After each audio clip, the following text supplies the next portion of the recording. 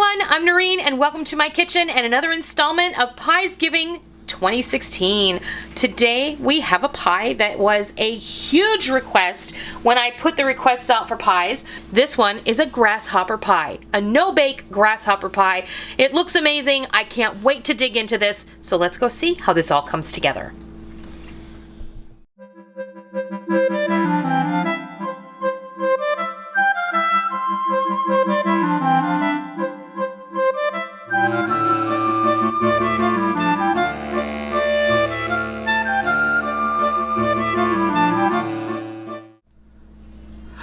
Okay, we're gonna go over the ingredients for this amazing Southern style grasshopper pie. Now this pie does have its roots in the South, and there are probably a billion ways to make grasshopper pie.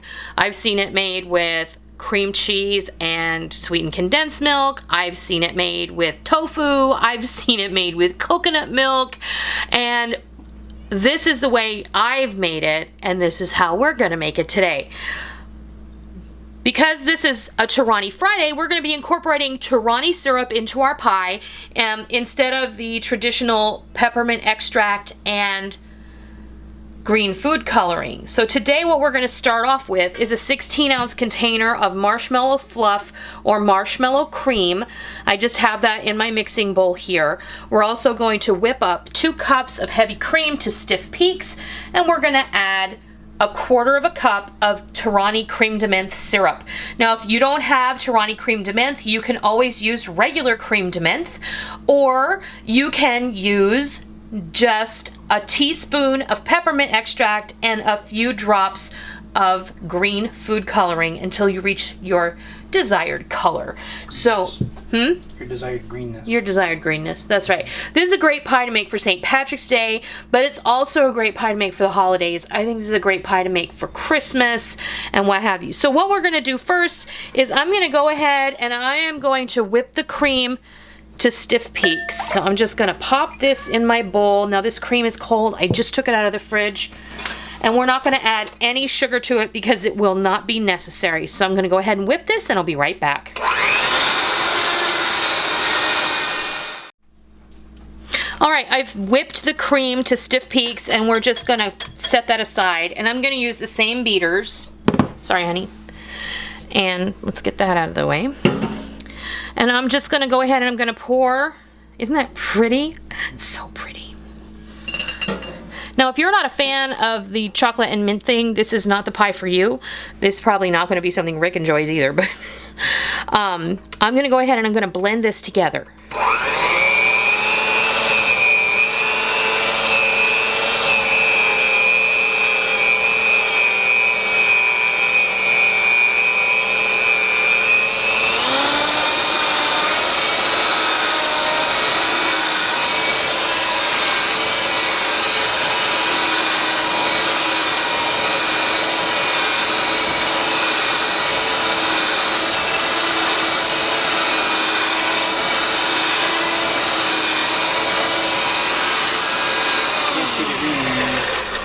You know, I'm gonna go get the food coloring. Let's see, I know I have It's not just me, is it?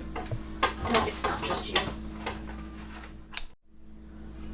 Alright, now, it's a vibrant green, but once I got it mixed with the syrup and everything, it wasn't quite as green as I wanted. So I took my Wilton Color Right Performance System and I added some blue and some green food color in there, and I made it a better green. And might I say, I've been using this system, this color system, for a couple of months, and I love it. Maybe actually about a year. And when they came out with it not too long ago, maybe about a year ago actually, this thing is really awesome. You get the perfect color every time. So now we've got our marshmallow cream that's minty and green. And now we're going to take our whipped cream and we're going to just kind of fold everything together. And then I do have a chocolate graham cracker crust that is homemade, that is setting in the refrigerator. Now, I do have a video on how to make a graham cracker crust. I just simply used chocolate graham crackers for it, that's all. So I'm just gonna go ahead and I'm gonna fold it together. And when you fold, if you don't know, you plunge down in the center and you scrape up under the bottom and you fold it back into the center until you don't see any streaks of green or white, that you just only see a beautiful color green. Now, this is a no-bake pie, obviously, because I didn't say that, so maybe it's not obvious. I'm sorry, I shouldn't assume that. We're gonna put this in the refrigerator for at least 4 hours before we cut it. And the gelatin that's in the marshmallow cream is actually what's going to help hold this together and make it really beautiful. And when you cut into it, your slice is gonna hold together really, really well. So I'm gonna go ahead and finish folding all this together, and I'll go get the pie shell and I'll be right back. All right, I got my chocolate graham cracker crust out of the fridge, and I did make it a little bit on the thicker side because to me, when you have just a little more stability, it's a lot easier to slice it and get it out of the pan, and it makes for a prettier slice. So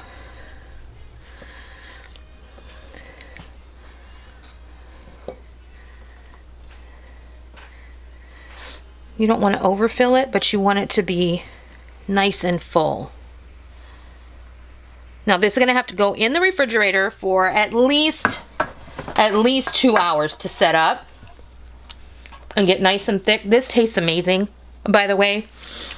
You could just like put your extra filling into a little juice glass or something, or into a little mason jar, and you can let that set up too, and you can just serve it by itself. I'm not gonna do anything to this at this point. I'm gonna let it set up, and then we'll go ahead and we'll decorate it when it comes out of the fridge before we serve it. And there you have it. Delicious grasshopper pie, a Southern tradition. I can't wait to dig in. What I did with my slice of pie is I put a little whipped cream on the backside because I like a little extra whipped cream on mine. And I drizzled it with a little Torani dark chocolate sauce. I'm gonna be tasting this today. Mint and chocolate is not one of Rick's favorite flavor combinations. So let's dig in here. It's beautiful. Oh man. It's very delicious. The mint flavor is not overpowering. It's not overly sweet, but it's rich and it's creamy and it's beautiful. Oh, it's good. You want to taste it? Sure. Not bad. It's not bad. I've gone ahead and I've decorated the pie with just some swirls of whipped cream and some Andes mints. Oh, it's perfect. Now, be warned, this is a soft pie. It is going to spread a little when you take it out.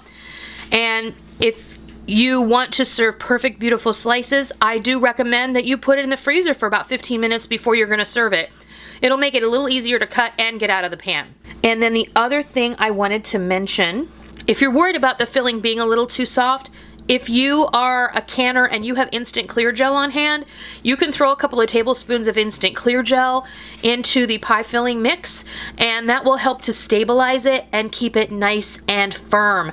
And that way you'll get really beautiful slices that are not going to be too soft. This was an awesome use of Torani syrups. If you are a fan of Torani and you have some of this hanging around, Torani is a great way to flavor a cream pie or whipped cream or puddings or oatmeal or whatever. You just think outside that cup, and you can do it so many different ways. Okay, I want to thank you for joining me today so you could see how I make this Southern tradition grasshopper pie. And if you liked today's video, please consider giving me a thumbs up. And if you're not already, please hit that subscribe button so you don't miss out on all the real food for real people, real easy recipes that we present every Monday, Wednesday, and Friday right here on our YouTube channel and straight from our kitchen. So I hope you give it a try and I hope you love it. And until next time, I'll see ya. All right, as you can see, my plate is now empty, and in stages, I added more ginger, a little more water, a little more ginger, a little more water, and you can see the consistency is really beautiful. You just want to make sure you process it so there's not a lot of big chunks in here, and you can see that we have ended up with a nice paste, and there's some liquid in the bottom, and when you put that